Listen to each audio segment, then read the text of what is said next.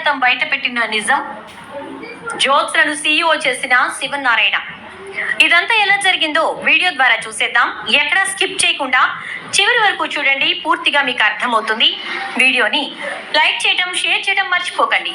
Me like and share మాకు మంచి support మరియు ఎంకరేజింగ్ గా ఉంటుంది. ఇక మొత్తం మీద చూసుకున్నట్లయితే కనుక జ్యోత్స్న అయితే మాణిక్యాన్ని పంపించి మొత్తానికి హోటల్ పరువు పోయేలా చేయాలి అని చెప్పి ప్లాన్ చేసింది. అయితే ఊహించని విధంగా చాలా తెలివిగా ఇక మాణిక్యాన్ని అయితే ఇంటికి తీసుకొచ్చారు దీప, కార్తిక్ ఇంకా సూరజ్. వాళ్ళందరూ కలిసి వాడి అకౌంట్ ని చక్కగా సబ్స్క్రైబ్ చేసుకుని వాడికి నెగిటివ్ కామెంట్స్ పెట్టడం మొదలుపెట్టి మొత్తానికి వాడినైతే వీళ్ళ కాళ్ళ బేరానికి వచ్చేలా చేసుకున్నారు. దాంతో వాడు చచ్చినట్టు జ్యోత్స్న గురించి నిజం చెప్తానని చెప్పి ఒప్పుకోవడంతో వాడిని ఇంటికి తీసుకొచ్చి అసలు ఇలాంటి పని చేసిన వాళ్ళని నేను అస్సలు క్షమించను అంటున్న సుమిత్ర ముందు నిలబెడతారు.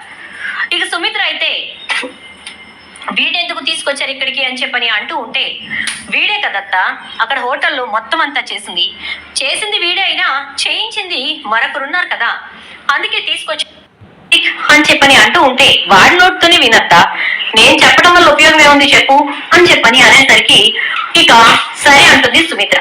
వాడు నిజం చెప్పడానికి తడబడా ఇస్తూ ఉంటాడు. కారణం జ్యోత్స్న వాడిని భయపెట్టినట్టే ఉంటుంది. ఇక అలా భయపెడుతున్నటువంటి జ్యోత్స్నని చూసి వాడు కంగారు పడుతుంటే, చూడు నువ్వు ఎవరి గురించి ఆలోచించాల్సిన అవసరం లేదు, అర్జెంట్ గా నిజం చెప్పు, లేదంటే డైరెక్ట్ గా వెళ్ళిపోతావు ఎక్కడికి, పోలీస్ స్టేషన్ కి అని చెప్పి చెప్తా. దాంతో ఇక వాడు కంగారు పడుతూ ఉండగా 1, 2, 3 అని లెక్క పెట్టి 3 అంకెలు లెక్క పెట్టి మేము చెప్పే లోపే నువ్వు నిజం బయట పెట్టేయాలి, లేకపోతే ఇక అంతే సంగతులు అని అనడంతో చచ్చినట్టు వాడు 3 అంకెలు లెక్క పెట్టేసరికి జ్యోత్స్న మేడమే నన్ను ఇదంతా చేయమని చెప్పి డబ్బిచ్చారు అని చెప్పి బయట పెడతాడు. ఇంకేముంది, దాంతో అసలు రహస్యం బయటకు వచ్చేస్తుంది. అప్పటి వరకు ఎవరి పని చేస్తారా అని చెప్పి కోపంతో ఊగిపోయిన సుమిత్రకు ఒక్కసారిగా ఎప్పుడైతే వాడు జ్యోత్స్న మేడం అని చెప్పాడో ఇక విషయం అర్థమైపోయి, సుమిత్ర ఇలాంటి దాన్నా నేను కన్నాను, ఇలాంటి దాన్నా మేము ఇంతకాలం పెంచాము, ఇలాంటి దాన్ని నా కడుపుని ఎలా మోసాను అంటూ చాలా కోపంతో ఊగిపోతూ ఇక జ్యోత్స్నని అంటుకోవటానికి కూడా ఇష్టం లేదు అంటుంది. దీప అసలు ఈ విషయాన్ని అక్కడ బయట పెట్టకుండా ఇక్కడ ఎందుకు బయట పెట్టింది అని చెప్పేసి పారిజాతం అంటూ ఉంటే, అక్కడ బయట పెడితే పోయేది జ్యోత్స్న రెస్టారెంట్ పరువు కాదు, శివనారాయణ గారి పరువు, దాంతో పాటు ఆయన పెట్టుకున్నటువంటి నమ్మకం యొక్క పరువు. జ్యోత్స్న రెస్టారెంట్స్ అంటే కేవలం అదొక పేరు మాత్రం, బ్రాండ్ మాత్రం కాదు, శివనారాయణ గారి పరువు మర్యాదలకు సంబంధించిన విషయం. దాని గురించి ఆలోచించే ఈ ఇంట్లోనే ఉన్నటువంటి గొడవల విషయం బయటికి రాకుండా ఉండాలని చెప్పి నేను ఆలోచించి అక్కడి నిజాన్ని బయట పెట్టించలేదు అని చెప్పి దీప చెప్పిన మాటలతో ఒక్కసారిగా అందరూ కూడా ఆలోచనలో పడతారు. ఇక శివనారాయణ అయితే జ్యోత్స్న వంక చూస్తూ, నీలాంటి దాన్న ఇంతకాలం పెంచింది, పాముకు పాలు పోసి పెంచినట్టే అయ్యింది, అసలు నీకు ఇంత కక్ష ఏంటి ఈ కుటుంబం మీద, ఈ ఇల్లు, ఈ వాకిలి, ఈ కుటుంబ సభ్యులు అంతా నీవాడే కదా, అయినా కూడా నువ్వు ఇలాంటి ప్రవర్తన ప్రవర్తిస్తున్నావు అంటే దీని గురించి ఆలోచించి తీరాల్సిందే అని చెప్పని అనుకుంటూ ఇక శివనారాయణ ఒక మాట గట్టిగా చెప్తాడు. ఇప్పుడు చెప్తున్నాను, మీరు ఈ కుటుంబంలో అందరూ నా వాళ్ళే, నువ్వు తప్ప అని చెప్పని అంటూ ఎప్పుడో పారిజాతాన్ని వెలివేసేశాను, అయిపోయింది, ఇక వెలివేయాల్సింది నిన్నే, అందుకే ఇప్పుడు నిన్ను కూడా ఈ కుటుంబ సభ్యుల నుంచి వేరు చేస్తున్నాను. ఎట్టి పరిస్థితుల్లోనూ నువ్వు ఈ ఇంటికి సంబంధించిన దానివి కాదు, ఈ ఇంట్లో ఉన్నా కూడా నిన్ను నేను లెక్కలోకి తీసుకోను, ఇది మాత్రమే నా కుటుంబం అంటూ శివనారాయణ చెప్పేసి వెళ్ళిపోతాడు. దాంతో ఇక జ్యోత్స్న ఆలోచనలో పడుతుంది. పారిజాతం అయితే నేను ముందు నుంచి హెచ్చరిస్తూనే ఉన్నాను కదే, నువ్వు నా మాట ఎక్కడ వింటావు అని చెప్పేసి అంటూ ఉండేసరికి ఇక జ్యోత్స్న గబగబా గదిలోకి వెళ్ళిపోతుంది. పారిజాతం జ్యోత్స్న దగ్గరికి వెళ్తుంది. జేవే, నీకు అసలు బుద్ధి జ్ఞానం ఉందా? దీపే ఇంటి వారసురాలనే నిజం తెలుసుకున్న నువ్వు జాగ్రత్తగా ఉండాలని కూడా నీకు అనిపించలేదా? చెప్పు, జాగ్రత్తగా ఉంటే మరొక్కసారి దీప గురించి ఇంట్లో వాళ్ళు ఎవరు పాజిటివ్ గా మాట్లాడకుండా ఉండే పరిస్థితి తెచ్చుకునేదానివి. కానీ నువ్వు చేస్తున్న తప్పుల వల్ల చివరాఖరికి దీపే నా కడుపులో పుడితే బాగుండు, దీపే నా కన్న కూతురైతే బాగుండు అని సుమిత్ర అనుకునే పరిస్థితికి తీసుకొచ్చావు. అంటే నీ అంతట నువ్వే నీ స్థానాన్ని కోల్పోతున్నావు. అది నీకు అర్థమవుతుందా అని అంటూ ఉంటే, ఏంటి గ్రాని నాకు క్లాసులు పీకుతున్నావు? అసలు ఆ దీపనే లేకుండా చేసేస్తాను. ఏ గొడవ ఉండదు.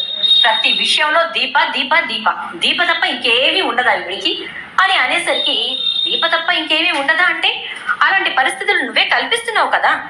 అసలు తను ఎంత కాడికి జాగ్రత్తగా ఉందామని చెప్పి ఆలోచన చేసుకోవలసిన పరిస్థితుల్లో ఉన్నటువంటి నువ్వు ఎప్పటికప్పుడు దీపని ఏదో చేసేద్దాం అనుకుంటూ చివరాఖరికి నువ్వే ఎందుకు పనికిరాని దానివి అయిపోతున్నావు అని చెప్పని అనేసరికి ఇక దాంతో ఏం మాట్లాడాలో అర్థం కానటువంటి జ్యోత్స్న అయితే ఇప్పుడు ఏం చేయమంటావు అంటే, ఏదో ఒక రోజు ఖచ్చితంగా నీ నోటి నుంచో నా నోటి నుంచో అసలు నువ్వు శివనారాయణ మనవరాలివి కాదు అనే నిజం బయటకు వచ్చేస్తుంది జ్యోత్స్న. నాకు ఆ విషయం అయితే చాలా క్లియర్ గా అర్థమైపోతుంది అని అంటే, ఏం మాట్లాడుతున్నావు గ్రాని అంటుంది. నిజం మాట్లాడుతున్నాను జ్యోత్స్న, ఇదే నిజం. కన్ఫామ్ గా ఏదో ఒక రోజున ఈ నిజం అయితే బయటకు వచ్చేస్తుంది. అలా బయటికి రావడంతో జరిగేదేంటో తెలుసా? నిన్ను నన్ను కలిపి ఈ రోజు కుటుంబ సభ్యులం కాదు అన్నారు, రేపు మరిద్దరిని కలిపి బయటకు గెంటేస్తారు. అలాంటి పరిస్థితి ఖచ్చితంగా తెచ్చుకుంటాం మనం అని చెప్పని అంటుంది. గ్రాని దయచేసి అలా మాట్లాడుకో అని చెప్పని అంటే, మాట్లాడక ఏం చేయమంటావి? నువ్వు చేసే ప్రతి పని కూడా దీపని గొప్పదాన్ని చేయడంతో పాటు సుమిత్రని దీపని ఒక్కటి చేసే విధంగా, సుమిత్రకి దీపని దగ్గర చేసే విధంగా ఉన్నాయి అని అంటూ ఉంటుంది. ఇక ఇలా మాట్లాడుకుంటున్నటువంటి వీళ్ళిద్దరి మాటలు చాలాసేపు అలాగే సాగుతాయి. తర్వాత భోజనానికి రాలేదని చెప్పి సుమిత్ర వచ్చి జ్యోత్స్న అని పిలుస్తుంది. జైన్ మమ్మీ అంటుంది జ్యోత్స్న. భోజనానికి రా అంటే, వద్దు మమ్మీ, నువ్వు నా గురించి ఈ రోజు నుంచి పట్టించుకోవద్దు. నేను తిన్నా తినకపోయినా నువ్వు అస్సలు ఆలోచించొద్దు. ఎందుకంటే నాలాంటి కూతురు నీకు పుట్టకుండా ఉంటే బాగుండు అని నువ్వు అనుకునే పరిస్థితుల్లో నేను ఉన్నానంటే నేను ఎంతలా దిగజారిపోయానో నాకు అర్థమవుతుంది.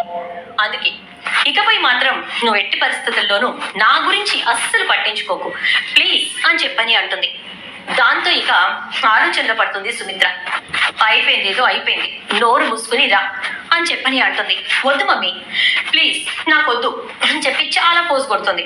కొట్టేసరికి చూసి నీ ఇష్టం, తింటే తిను లేకపోతే మానే అని వెళ్ళిపోతుంది. అంటే అలా వదిలేసి వెళ్ళిపోతావా? నీ కన్న కూతురునైతే అలా వదిలేస్తావా అంటుంది. ఒక్కసారిగా షాక్ అవుతుంది సుమిత్ర. కన్న కూతురుని అయితే ఏంటి అంటే, నువ్వు నా కన్న కూతురివి కాదా? చెప్పు, ఎందుకు ఆ మాట అన్నావు? నువ్వు నా కన్న కూతురివి కాదేమో అని నా మనసులో ఉన్నటువంటి అనుమానాన్ని నిజం చేస్తూ నువ్వు నీ కన్న కూతురునైతే వదిలేస్తావా అన్నావు. చెప్పు జ్యోత్స్న, నువ్వు నా కన్న కూతురివి కాదా? నా కన్న కూతురు ఎవరు అని చెప్పని అంటూ ఉంటే, అది కాదు మమ్మీ, అదే నువ్వు కన్న కూతురిని అయినా సరే వదిలేస్తావా అని చెప్పని అన్నాను. అంటే అసలు నువ్వు నా కన్న కూతురువని గుర్తు చేయాల్సిన అవసరం ఏముంది? ఎందుకు ఆ మాట మాట్లాడావో చెప్పు జ్యోత్స్న. చెప్పకపోతే ఊరుకునే ప్రసక్తే లేదు, చెప్పు అంటూ సుమిత్ర గట్టిగా వాదించడం మొదలు పెడుతుంది. ఎందుకు జ్యోత్స్న సుమిత్రను అలా గట్టిగా అరిచేలా చేస్తున్నావు అంటూ దశరథ వస్తాడు. అది డాడ్ అంటే అది అంటూ ఉంటుంది జ్యోత్స్న. అయితే ఏమీ లేదు దశరథ, సుమిత్ర వచ్చి భోజనానికి రమ్మంది. ఈ జ్యోత్స్న నోరు ఊరుకోక, అదే నీ కన్న కూతురునైతే అలా వదిలేసి వెళ్ళిపోతావా? 4 సార్లు పిలిచి 5వ సారి ఇంక పిలవకుండా వెళ్ళిపోతావా అంది. అని అంటే, అదేంటి పిన్ని, నీ కన్న కూతురునైతే వదిలేసి వెళ్తావా అంటే, తను మా కన్న కూతురు కాదనే కదా అర్థం. అంటే జ్యోత్స్న మా కన్న బిడ్డ కాదనమాట. మరి మా కన్న బిడ్డ ఎవరు? ఇదేంటి సుమిత్ర, నాకేం అర్థం కావట్లేదు అంటూ ఉంటాడు దశరథ. అబ్బో, విడమర్చి చెప్పి కూడా వీళ్ళకి అర్థమయ్యేలా చెప్పేశాని అనుకుంటూ బాధపడుతూ ఉంటే, ఇదేదో ఆలోచించాల్సిన విషయమేనండి, పదండి వెడదాం అంటుంది. ఉసే గ్రాని, నేనేదో ఫ్లోలో అనేశాను, దాన్ని నువ్వు పొడిగిస్తూ వివరించి మరీ మొత్తం అంతా గోడ చేసి పెట్టావు ఇప్పుడు అని అంటూ ఉంటే, అది కాదే ఇప్పుడు ఏం చేస్తారంటావు అని చెప్పని అంటే, ఇక సుమిత్రకి ఎలాగో డౌట్ వచ్చింది కాబట్టి ఖచ్చితంగా ఈ నిజం బయటపడే తీరాలి అని చెప్పి దశరథ అనుకుంటాడు. అనుకున్నదే తడువుగా ఎందుకో జ్యోత్స్న మాటల్లో నాకు ద్వంద్వార్థం గోచరిస్తోంది కాబట్టి నీకు జ్యోత్స్నకి DNA పరీక్షలు చేయిద్దామా అంటాడు దశరథ. అనేసరికి ఇక సుమిత్ర, ఎందుకండి మాతృత్వాన్ని అనుమానించినట్టు అవుతుంది అంటే, ఏమో తప్పే ఉంది సుమిత్ర, నువ్వు స్పృహలోకి వచ్చేలోపు ఏదైనా జరిగిపోయి ఉండొచ్చు కదా అంటాడు. అదేంటండి అలా అంటారు అంటే, అవును సుమిత్ర, నా మనసులో ఎప్పటి నుంచో జ్యోత్స్న ప్రవర్తనలో ఉన్న తేడాని, జ్యోత్స్న ఆలోచన విధానంలో ఉన్న తేడాన్ని చూస్తే చాలా బాధగా అనిపిస్తోంది. బాధగా అనిపించడమే కాదు, ఒక రకంగా చెప్పాలి అంటే జ్యోత్స్న మన కూతురు కాదేమో అని కూడా అనిపిస్తోంది. అని అనేసరికి అది కాదండి అంటే, నువ్వు మాట్లాడకు, నేను చెప్తాను కదా అని చెప్పేసేసి ఇక దశరథ హాస్పిటల్ ల్యాబ్ వాళ్ళని పిలిపించి ఇద్దరి బ్లడ్ శాంపిల్స్ తీయిస్తాడు. ఏమైంది డాడ్, ఎందుకు బ్లడ్ శాంపిల్స్ అంటే, ఏం లేదు జ్యోత్స్న, నాకు నీకు ఆరోగ్యం బాగాలేదనిపిస్తోంది, అందుకే ఏమైనా వైరల్ ఫీవర్ లాంటివి కానీ లేకపోతే లోపల ఏదైనా తేడా ఉందేమో చూద్దామని బ్లడ్ తీయమన్నాను అంటే, మరి మమ్మీకి ఎందుకు అని చెప్పని అంటది. మీ మమ్మీకి ఎక్కడ తీశారు అంటే, మరి వాళ్ళు మమ్మీ దగ్గరికి వెళ్ళారు అనగానే ఆవిడ్ని మీ ఆరోగ్యం ఎలా ఉంది అని పలకరించడానికి వెళ్ళారంతే అంటే, సరే అయితే అంటుంది జ్యోత్స్న. ఇక పారిజాతం, నాకెందుకో మీ నాన్నకి డౌట్ వచ్చిందేమో అనిపిస్తోంది అని అంటే, ఏం కాదులే, నువ్వు కామ్గా ఉండు అంటుంది. ఇక ల్యాబ్ వాళ్ళు టెస్ట్ చేసిన తర్వాత దశరథకు ఫోన్ చేసి, సార్ రిపోర్ట్స్ అయితే వచ్చేసాయి, సుమిత్ర మేడంకి జ్యోత్స్న మేడంకి శాంపిల్స్ అసలు మ్యాచ్ అవ్వట్లేదు, డిఎన్ఏ మ్యాచింగ్ అయితే అసలు ఏ కోసం కూడా దగ్గరగా లేదు అని చెప్పని అనేసరికి, ఓ అలాగా, సరే అయితే థ్యాంక్ యూ అంటూ దశరథ ఫోన్ పెట్టేస్తాడు. ఈ తర్వాత మీరు మరొక శాంపిల్ తీసుకోవాలి, వాళ్ళని నేను మీ దగ్గరికి పంపిస్తున్నాను, దీనికోసం అని చెప్పకుండా ప్రెగ్నెంట్ కాబట్టి బ్లడ్ పర్సంటేజ్ కోసం అని చెప్పండి అంటే, సరే అంటారు వాళ్ళు. దీపని కార్తిక్ ని ల్యాబ్ కి పంపిస్తాడు దశరథ. ఇక అక్కడ ల్యాబ్ లో దీప శాంపిల్స్ తీసుకున్న తర్వాత టెస్టులు చేయించమని చెప్తాడు. 3 రిపోర్ట్స్ తీసుకుని సాయంత్రం ఇంటికి రమ్మంటాడు. ఇక 3 రిపోర్ట్స్ తీసుకుని ల్యాబ్ వాళ్ళు ఇంటికి వస్తారు. ఏంటి దశరథ అంటే, అదే నాన్న మీకు చెప్పాను కదా అని అంటే, ఓ దాని గురించా, సరే రిపోర్ట్స్ వచ్చాయి అని చెప్పి ఒక రిపోర్ట్ తన చేతిలోనే పెట్టుకుంటాడు. అది దీప రిపోర్ట్. ఏంటి రిపోర్ట్స్ 2 వచ్చాయి, శాంపిల్స్ ఇచ్చింది జ్యోత్స్న ఒక్కతే కదా అనుకుంటూ ఉంటుంది పారిజాతం. అయితే ఒకవేళ జ్యోత్స్నకి సంబంధించి 2-3 టెస్టులు చేశారేమోలే అనుకుంటుంది. ఈలోపు అందరూ కూడా అక్కడే ఉంటారు. శివనారాయణ అవి చూసి ఒక్కసారిగా కళ్ళు పెద్దవి చేస్తాడు. ఏముందండి అందులో అంతలా ఆందోళన పడుతున్నారు అని అనేసరికి, పారిజాతం దాసు కూతురు నిజంగా చచ్చిపోయిందా అని అడుగుతాడు. ఒక్కసారిగా షాక్ అయిపోతుంది పారిజాతం. అదేంటండి అలా అన్నారు అని అనేసరికి, నాకు నిజం కావాలి పారిజాతం, దాసు కూతురు నిజంగా చచ్చిపోయిందా అని అంటే, అవునండి చచ్చిపోయింది. ఎందుకలా అడుగుతున్నారు అని అంటే, మరి దాసుకి జ్యోత్స్నకి బ్లడ్ శాంపిల్స్ ఎలా మ్యాచ్ అవుతున్నాయి అంటాడు. షాక్ అయిపోతుంది పారిజాతం. Jyotsna double shock. ఎందుకంటే దీపా కార్తిక్ ని పంపించినట్టే దాసుని కూడా ల్యాబ్ కు పంపిస్తాడు దశరథ. అక్కడ జ్యోత్స్న ఇంకా దాసు శాంపిల్స్ చెక్ చేయమని చెప్తాడు. ఆ 2 కూడా పర్ఫెక్ట్ గా మ్యాచ్ అయ్యి డిఎన్ఏస్ మ్యాచ్ అయ్యాయి అని చెప్పి ల్యాబ్ వాళ్ళు చెప్తారు. ఇక ఆ విషయాన్ని సుమిత్రకు చెప్పడు. కేవలం జ్యోత్స్నకి సుమిత్రకు మాత్రమే టెస్టులు చేయిస్తున్నానని చెప్తాడు. సుమిత్ర శివనారాయణ అడిగిన ప్రశ్నలకు షాక్ అయ్యి, ఏం మాట్లాడుతున్నారు మావయ్య గారు అంటే, అదేనమ్మా నాకు అర్థం కావట్లేదు, చాలా విచిత్రంగా ఉంది, చనిపోయిందనుకున్న ఇంట్లో జ్యోత్స్నగా పెరుగుతోందమ్మా.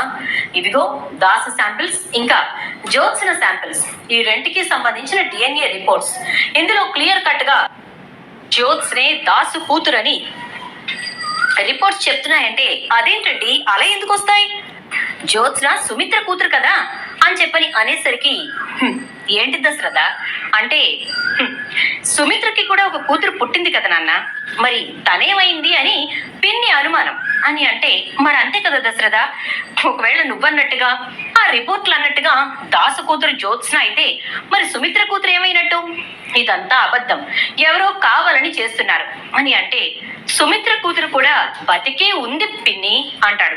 ఒక్కసారిగా షాక్ అయిపోతుంది ఇక పారిజాతం. సుమిత్ర కూతురు బతికుందా?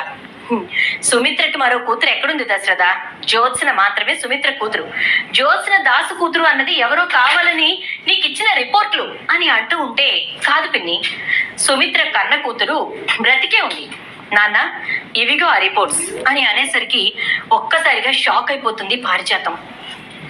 ఏంటిది, నేను అనుకున్నది ఒకటైతే ఇక్కడ జరుగుతుంది ఒకటేంటి అంటూ ఉంటే ఇవ్వండి అంటే నీకేం అర్థమవుతుందని చదువుతావు పారిజాతం. శౌర్య పుస్తకాలు తీసుకొచ్చి ఇచ్చినా కూడా ఇక చేతిలో ఉన్న రిపోర్ట్స్ ని తీసి శివనారాయణ చేతికి ఇస్తాడు దశరథ. ఇక అవి తీసుకున్నటువంటి శివనారాయణ ఓపెన్ చేసి చూసి ఒక్కసారిగా షాక్ అయిపోతాడు. దశరథ ఏంటిది అంటే, నిజం నాన్న, మనం నమ్మలేని నిజం. ఒక రకంగా చెప్పాలంటే ఎంత పిచ్చి వాళ్ళమో మనకిప్పుడు అర్థమవుతుంది. ఎవరేం చెప్తే అది నమ్ముతాం. మన మంచితనాన్ని ఎవరు క్యాష్ చేసుకుంటే వాళ్ళకి పిచ్చి వాళ్ళలా సరెండర్ అయిపోతాం. కేవలం మనకు కావాల్సింది ప్రేమలు బంధాలు మాత్రమే కదా నాన్న అని అంటూ ఉంటే, ఏంటి దశరథ ఏముంది దాంట్లో అంటూ ఉంటే, నా మనవరాలు ఎవరో ఈ రిపోర్ట్లే తేల్చి చెప్తున్నాయి పారిజాతం అని అనేసరికి ఇక అప్పుడు పారిజాతం ఇదంతా ఈ కార్తీక్ గారు ఈ మాయలోడు ఆడుతున్న నాటకం అయి ఉంటుంది అంటే, ఏంటి తాత ఇదంతా, నాకు అసలు ఏం అర్థం కావట్లా, ఈ బ్లడ్ శాంపిల్స్ ఏంటి, ఈ రిపోర్ట్స్ ఏంటి అంటాడు కార్తీక్. అయితే ఒరేయ్ నీకేమీ తెలియనట్టు నాటకం ఆడకు అంటే, ఎవ్వరికీ తెలియదు. ఆఖరికి కన్న తల్లి అయినటువంటి సుమిత్రకి కూడా తెలీదు. అంటే ఎవరిని కన్న తల్లి అంటుంది. ఎవరిని కన్న తల్లా, దీపని కన్న తల్లి అని చెప్పేసరికి ఇక ఒక్కసారిగా షాక్ అయిపోతుంది పారిజాతం. దీపని కన్న తల్లి ఏంటండి అని చెప్పని అంటుంది. అవును, దీపని కన్న తల్లి సుమిత్ర. ఇక జ్యోత్సని కన్న తల్లి నీ కోడలు దాసు భార్య అని అనేసరికి ఒక్కసారిగా షాక్ మీద షాక్ అవుతాడు. ఇక పారిజాతం అయితే అయిపోయింది, మొత్తం నిజం బయటకు వచ్చేసింది. ఇంకేముంది నేను ఇక్కడ దాచిపెట్టడానికి, ఈ జ్యోత్స్న చేసిన పని వల్ల అనవసరంగా ఇదంతా జరిగింది అని చెప్పని అనుకుంటూ, ఏమండి ఎక్కడో ఏదో పొరపాటు జరిగిందండి, అంతా వీడికి తెలిసే జరిగింది, వీడే కావాలని చెప్పి, అసలు నాకు వీటి గురించి తెలియదని చెప్తున్నానుగా పారు అని చెప్పని అంటూ, సరే ఇదంతా కాదు, ఇప్పుడు ఆ రిపోర్ట్లు పక్కన పెట్టేద్దాం, నేను ఒక విషయం అడుగుతాను చెప్పు అంటాడు కార్తీక్. ఏంట్రా ఏమడుగుతావు అంటే, శివనారాయణ ఏంటి కార్తీక్ అంటే, ఒక్క నిమిషం తాత అంటూ దాస్మోయ అని చెప్పి పిలుస్తాడు. దాస్ వస్తాడు. ఒక్కసారిగా దాసుని చూసి షాక్ అయిపోతుంది జ్యోత్స్న. ఏంటిదంతా, అసలు ఏం అర్థం కావట్లేదు అంటే, ఇప్పుడు నీకేం తెలియనప్పుడు దాసుని ఎందుకు పిలిచావరా అంటుంది. దాస్ మామిని పిలవడానికి కారణం వేరు. నాన్న వాళ్ళు అమెరికా వెళ్ళారు కాబట్టి స్వప్నని కాశీని కూడా ఇక్కడికి పిలిపిద్దామని చెప్పని అనుకున్నాను. ఆ మాట నేను దాస్ మావయ్యకి చెప్తే ముందు శివనారాయణ గారితో మాట్లాడిన తర్వాత ఆ నిర్ణయం తీసుకుందాం అన్నాడు. సరే మాట్లాడదాం రా అని చెప్పాను. అందుకే మామయ్య వచ్చాడు. ఈ డిస్కషన్ జరుగుతోందని చెప్పి నాకు మెసేజ్ చేస్తే ఒక 10 నిమిషాలు బయటే ఉండు అని చెప్పాను.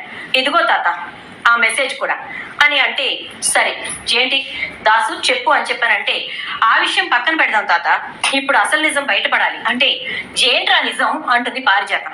మావయ్య నువ్వు వెళ్ళి మీ అమ్మ ముందు నుంచో అనగానే, వీడేదో చేయబోతున్నాడు, ఈ మాయలోడు నా చేత నిజం చెప్పిస్తాడే ఏంటి అని కంగారు పడిపోతూ ఉంటుంది పారిజాతం. వెళ్ళి దాసు పారిజాతం ముందు నిలబడేసరికి ఇక కార్తీక్ నిదానంగా వచ్చి పారిజాతం చేతిని పైకి పెట్టి దాసు తల మీద పెట్టించి, ఇప్పుడు చెప్పు జ్యోత్స్న ఎవరి కూతురు అని అనగానే షాక్ అయిపోతుంది పారిజాతం. నాకున్న ఒకే ఒక వీక్ పాయింట్ నా కొడుకు, వీడి మీద ఒట్టేసి నేను అబద్ధం చెప్పను, ఏం చేయాలరా దేవుడా అనుకుంటూ ఉంటుంది. జ్యోత్స్న వెంటనే అయిపోయింది, గ్రాని తన కొడుకు మీద ఒట్టేసి అబద్ధం చెప్పను కాక చెప్పదు, ఏం చేయాలి ఇప్పుడు అనుకుంటూ, ఏంటి బావా ఏం చేద్దాం అనుకుంటున్నావు అంటే, మాట్లాడకు జ్యోత్స్న, దయచేసి మాట్లాడకు అని చెప్పని అంటాడు. దాంతో ఒక్కసారిగా ఇక సైలెంట్ అయిపోతుంది. అయిపోతే ఎలా అని మళ్ళీ ఆలోచించి, తాత ఏంటిదంతా అంటే, మాట్లాడకు పారిజాతం గారి మనవరాలు గారు అంటాడు. అంటే నన్ను ఇక బయటికి తోసేసావా అంటూ ఉంటే, 5 నిమిషాలు ఆగితే ఎవరు ఎక్కడుండాలో తేలిపోతుంది అంటూ, చెప్పు పారిజాతం ఇంతకీ జ్యోత్స్న ఎవరి కూతురు అని అనేసరికి ఇక వెంటనే పారిజాతం అయితే, అవునండి దాస్ కూతురే జ్యోత్స్న, దీపే సుమిత్ర కన్న కూతురు అని అంటే, మరి దీప అంకమ్మ తల్లి గూడెంలో ఎలా పెరిగింది అనేసరికి, ఆ రోజు సైదులు గడికిచ్చి దీపని చంపేయమని చెప్పాను, వాడు దీపని బస్ స్టాండ్లో వదిలేసి వాడే చచ్చిపోయాడు. ఇక అప్పుడు పని కట్టుకొని అతను ఎవరు కుబేర్ దీపని తీసుకెళ్ళి పెంచుకున్నాడు. కానీ దాసు వదలకుండా ఆ కుబేరి ఎక్కడున్నాడు ఏంటి అని తెలుసుకుని చివరాఖరికి దీపే ఈ ఇంటి వారసురాలని కనిపెట్టాడు. ఆ విషయం జ్యోత్స్నకి తెలిసింది, కానీ జ్యోత్స్న నాకు చెప్పలేదండి ఈ మధ్యలోనే నేను తెలుసుకున్నాను, దీపే నా మనవరాలని దాసు నాకు అబద్ధం చెప్పాడు. అందుకే దీప్ మీద అంత ప్రేమ చూపించాను. కానీ చివరాఖరికి జ్యోత్స్న దాసు మాట్లాడుకోవటం విని జ్యోత్స్న నా మనవరాలని చెప్పి కన్ఫర్మ్ చేసుకున్నాక దీప్ మీద ఉన్న నా ప్రేమని చంపేసుకున్నాను. ఇది జరిగింది. నేను తప్పే చేశానండి, అలా అని చెప్పి నన్ను శిక్షించకండి ప్లీజ్ అంటూ ఉంటుంది. దాంతో ఇక శివనారాయణ ఇది సంగతి. అమ్మ సుమిత్ర తెలిసిందా అంటే తెలిసింది మావయ్య గారు. మాతృత్వానికి కూడా విలువలేని రోజులైపోయాయి. దీప నా కన్న కూతురైతే బావుండు అని నేను అనుకున్నందుకు భగవంతుడు దీపనే నా కన్న కూతుర్ని చేశాడు.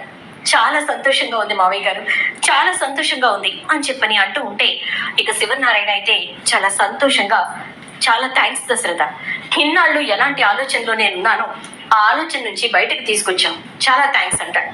చూద్దాం మరి రాబోయే ఎపిసోడ్స్ లో ఏం జరుగుతుందో. వీడియో నచ్చితే లైక్ చేసి వీడియోని షేర్ చేయండి, ఛానల్ సబ్స్క్రైబ్ చేసి పక్కనే బెల్ ఐకాన్ లో ఆల్ ట్యాప్ చేయండి. Thank you.